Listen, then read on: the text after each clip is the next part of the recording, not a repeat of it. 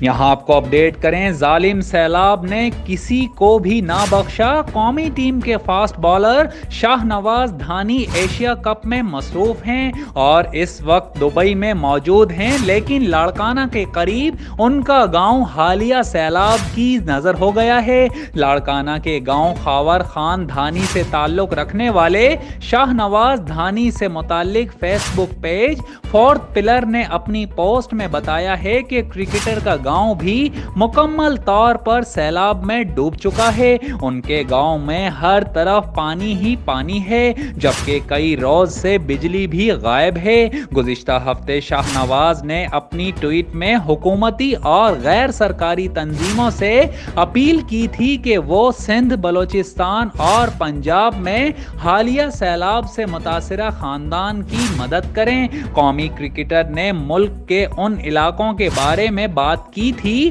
جہاں موسلا دھار مونسون بارشوں اور سیلاب کی وجہ سے بہت زیادہ نقصان ہوا ہے۔ انہوں نے سیلاب زدہ علاقوں کے لوگوں سے ایک دوسرے کی مدد کرنے کی بھی درخواست کی تھی۔ واضح رہے کہ پاکستان اس وقت بدترین سیلاب سے دوچار ہے اور لوگ کھلے آسمان تلے زندگی گزارنے پر مجبور ہیں۔